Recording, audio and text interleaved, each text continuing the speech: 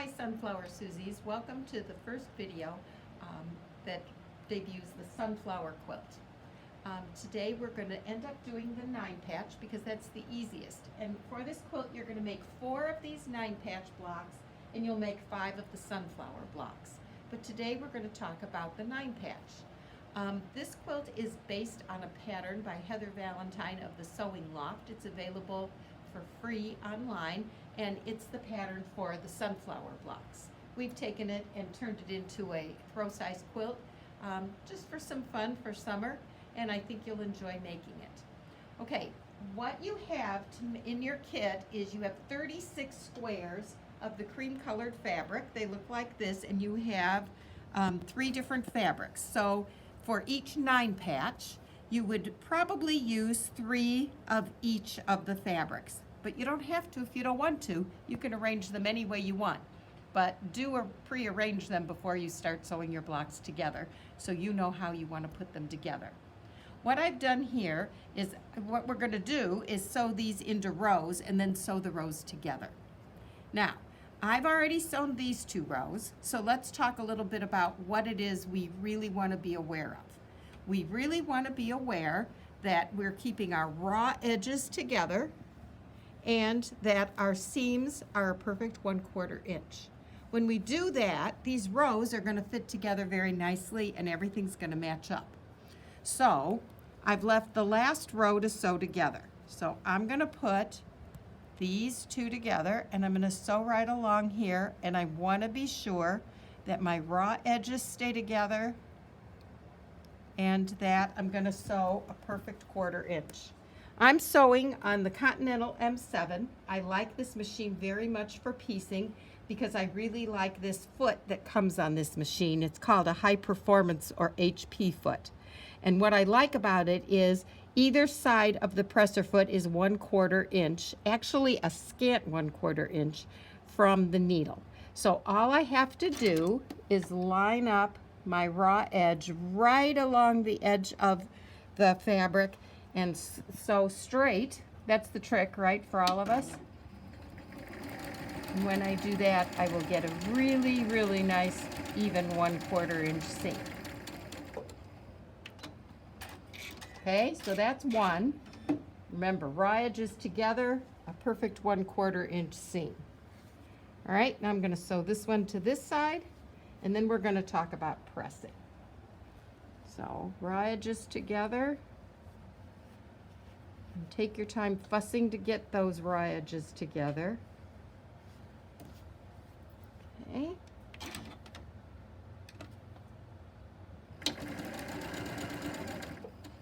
And a nice 1/4 inch seam.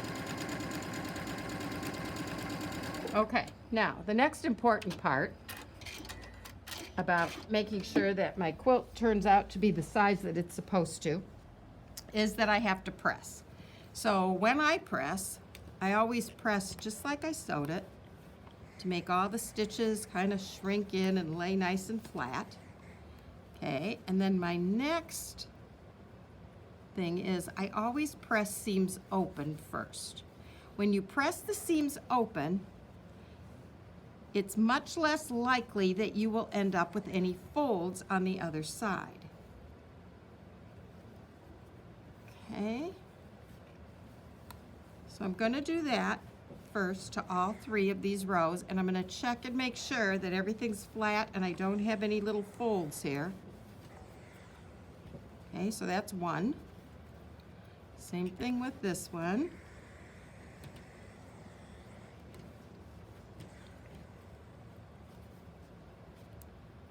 I'm pressing left-handed here. I'm not left-handed. But this was the best setup to video, so.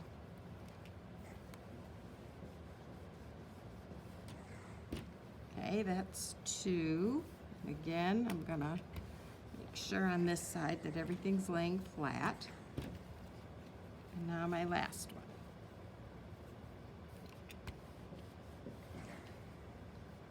All right, and pressing is very important.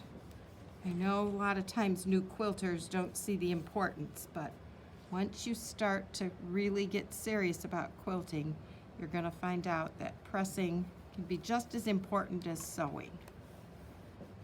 Sometimes it seems that we spend more time cutting and pressing than we do sewing, and that's actually very true. All right. Oh, and I was going to show you a handy-dandy little gadget called a folding pen, but I don't have it here. I'm going to have to get it.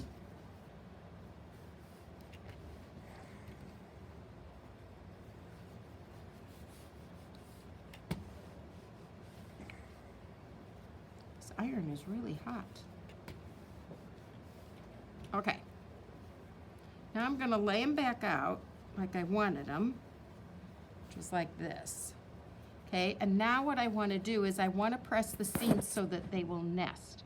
And nesting means I'm going to press one seam. These two seams are going to come together. So I'm going to press this seam this way and this seam this way. So they're going opposites. And what will happen is they'll actually lock together. Okay, but to do that, I'm going to use a new thing called a folding pen.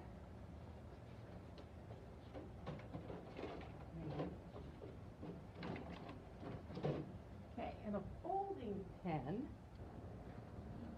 holds water, and then you put a few drops of the special stuff that comes with the pen, which Megan and I have decided might be unicorn tears. We're not really sure. True story. But that's what we're going to use. And how I'm going to do that is I have to decide now. What I'm going to do is I'm going to press this middle row with the seams going out, away from the middle. And I'm going to put a little bit of this folding pen special tears. And I'm going to press these out. Maybe it's the tears of frustrated quilters. Maybe. Okay, and then I'm going to do this again from the right side because I want to be sure that there's no folds here. Okay, so now this one is pressed out. I'm going to put a little more. There we go. This on here. So this will lay just a little flatter. All right, now these two I'm going to press towards the center. Okay, so I'm going to use the folding pen, put a little bit of this.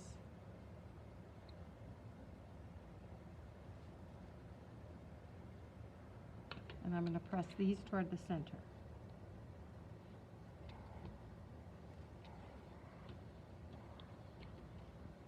And I would do the same with the bottom row. I would press it toward the center.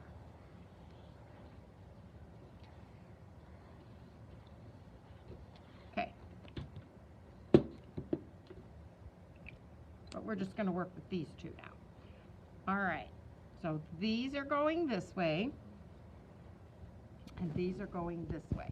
So what I'm going to do is put right sides together, and then I want these to kind of nest or lock together.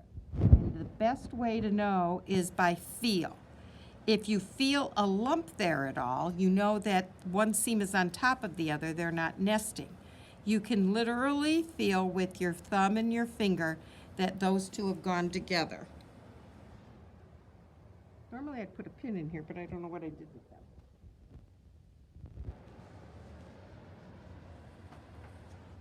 Megan stole them. So I'm going to run a pin right along the stitches here. And you'll see it came out right along the stitches there. This one I probably will not have to because I will work with that as I get to it. So now I'm going to take this, but I put this one here so that I know that I keep my raw edges together here and find out whether or not this edge comes together, and it does. But if it was just a slight bit off, I would let it be because I want the seams to match more than I want this edge to be perfect. So I'm going to put it here under the machine. And we're going to sew. Okay, and I can feel that this has stayed together.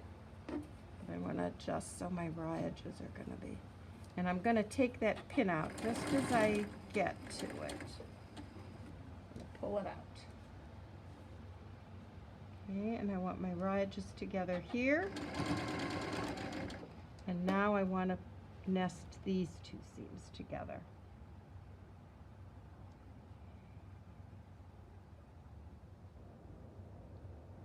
Feel like they're going together very nicely, and raw edges are staying together. And we're going to go for it.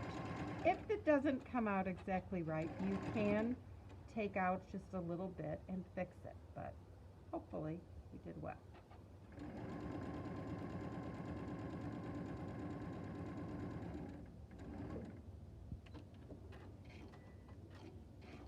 Okay, moment of truth. That one looks good, and so does that one. See, we have a perfect cross. All right, now I would press these seams open because these are going to be joined to the sunflowers, so we don't really need them to nest with anything. So at this point, I would press them open, because if I press them to one side, there's a little more bulk on one side than the other. If I press them open, evenly distributes the bulk. So I'm going to press these open. All right, and then I would do the same thing and attach my last row, and then I would repeat that 3 more times. So I end up with 4 of these blocks. When I'm done, stuff this. All right, so there we almost have a block. We'd attach this one here, and then our block would be finished. So you would make 4 of these and then come back and we'll start working on the sunflower blocks. Happy sewing.